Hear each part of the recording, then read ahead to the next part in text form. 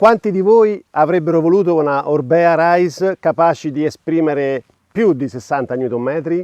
Ebbene, Orbea con la nuova Rise, quella che vi sto facendo vedere qui, declinata in versione SL ed LT, è riuscita a fare questo e molto altro. Qui abbiamo appunto SL ed LT che di base sono due e-mountain bike comunque leggere, votate alla leggerezza, votate al piacere di guida, grazie ad un'ispirazione che, come potete vedere dal disegno del triangolo anteriore, è molto come dire, ispirato a quello della Occam, e appunto il piacere di guida, leggerezza sono ancora delle caratteristiche tipiche della Orbea Rise. Ma entriamo nei dettagli.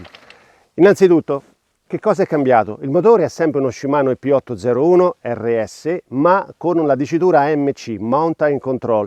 Questo permette al motore di erogare gli 85 Nm di cui è capace, però con una gestione dell'assistenza che Orbea ha voluto sviluppare in accordo con Shimano. Di cosa è capace in sostanza? Fondamentalmente questa e-mountain bike è ancora una e-mountain bike leggera, ma non per l'assistenza, ma per la leggerezza, quella che si può rilevare con la bilancia. Se mi trovo a pedalare in salita a 30-40 pedalate al minuto, in quel momento lì adesso posso avere 85 Nm che mi spingono come una vera full power, e questa è una cosa molto importante. Parliamo di leggerezza. Lei, la versione SL M LTD, quindi quella più premiata, quella più raffinata, più pregiata, è capace di 16,26 kg taglia M senza pedali. Di qua invece abbiamo la versione LT M Team, quella top, arriva a 19,7. Chiaro, è un allestimento quasi più endureggiante, però questo è per farvi capire le potenzialità di cui è capace questa nuova Orbea Rise.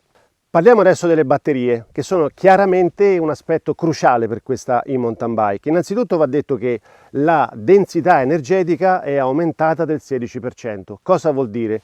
Vuol dire che a parità di volume, di ingombro della batteria, questa è capace di accumulare un 16% di carica in più. Parliamo di numeri. Le possibilità di batteria sono due adesso, possono essere di 420 Wh o di 630, ed è una scelta che posso fare nel momento dell'ordine della bicicletta.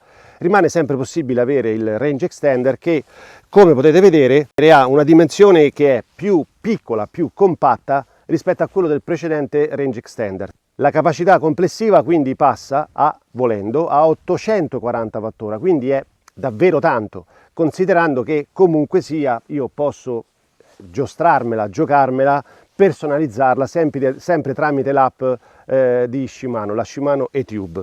Vediamo adesso le caratteristiche del telaio. Innanzitutto la geometria è cambiata.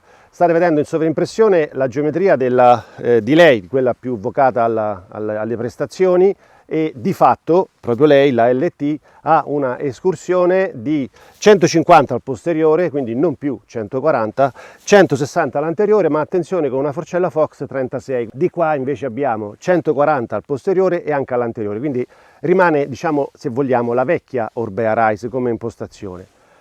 La lunghezza dell'ammortizzatore in entrambi i casi è di 210 mm. Cosa cambia? Soltanto un riduttore all'interno dell'ammortizzatore che permette di scendere da 150 a 140. Soltanto questo. In termini di solidità è cambiato tantissimo. Di fatto il triangolo anteriore è capace di una maggiore resistenza torsionale, quella tipica di una Orbea Occam, leggermente superiore in virtù del fatto che ci sono batterie e motore ovviamente. Il carro al posteriore è stato irrobustito proprio per consentire una maggiore fedeltà della ruota posteriore nel seguire la traiettoria di quella anteriore. Adesso sulla taglia S è possibile montare un reggisella che ha un'escursione di fino a 200 mm, taglia S, quindi è tanta roba. Qui questa è in taglia L, vedete il nuovo Fox Transfer da 240 mm, quindi è una roba che onestamente è impressionante, perché fondamentalmente la sella sparisce come non averla più fra le gambe. Bene, ma come si comporta questa Orbea Rise e che tipo di prestazioni di che tipo di prestazione è capace effettivamente con queste batterie? Ebbene, la versione che io ho provato è proprio lei, esattamente questa bicicletta che vedete qui. Fondamentalmente ha una batteria da 630 Wh Il range extender l'ho messo lì soltanto per il video, ma non l'ho utilizzato. Ho fatto 3 uscite. La prima uscita fondamentalmente erano 560 metri di dislivello, 50% in trail, 50% in boost, circa il 33% di batteria consumata su, attenzione, su sentieri particolarmente impegnativi. Vi confesso che questo 33% mi ha davvero impressionato, perché insomma io non peso poco, sono 87-88 kg con l'abbigliamento e lo zaino sulle spalle, quindi è tanta roba. Altre 2 uscite, in entrambi i casi ho consumato sempre il 62% di batteria, facendo 860 metri di dislivello e 890 metri di dislivello, con una, diciamo, con una variazione di trail e boost, come state vedendo in sovraimpressione.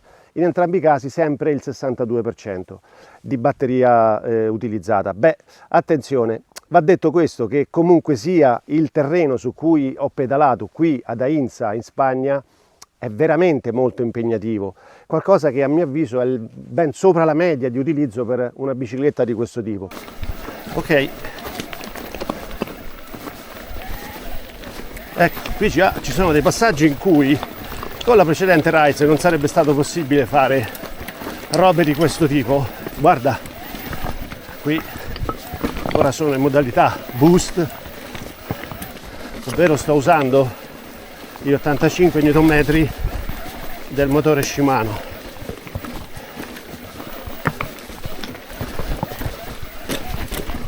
Praticamente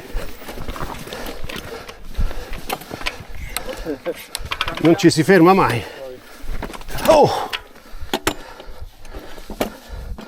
I can do it, I think.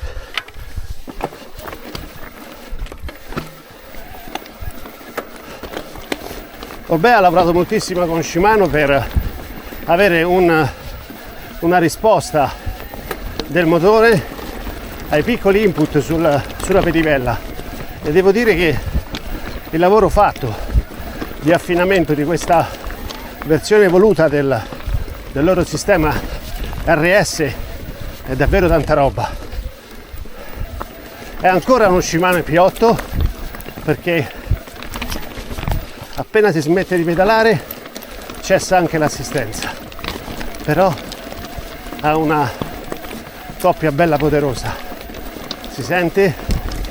Però Orbea mi ha voluto portare qui in Spagna proprio per comprendere le reali potenzialità di questa Orbea Rise, e il feeling di guida è stato davvero tanta roba. Si sente che è una bicicletta leggera, perché qui siamo, come detto, a 19,7 kg, quindi insomma piacevole, precisa. Il carro finalmente ha una precisione come veramente ci si aspetta da questo oggetto qui. Mi viene quasi da pensare, questa bicicletta davvero rischia di essere una bicicletta capace di fare tutto, è una nuova versione del concetto di full power. Insomma, Orbea sta di nuovo cambiando tutto in ambito e-mountain bike, e questa cosa è davvero molto interessante. Veniamo adesso un po' alle conclusioni e parliamo anche di quali sono le versioni che troverete sul mercato adesso. Oggi, 2 maggio, Orbea presenta queste 2 versioni in 2 allestimenti ognuno.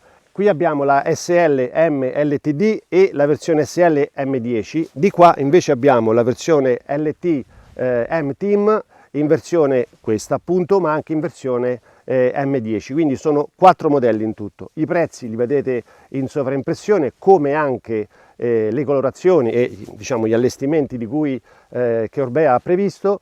E beh, questa è la nuova Orbea Rise, tanta roba davvero. C'è ancora molto da dire, difatti seguiranno degli approfondimenti e anche un test più approfondito nei prossimi mesi. Se ci sono domande scrivetele nei commenti, iscrivetevi al nostro canale ovviamente, e ci vediamo alla prossima. Grazie a tutti!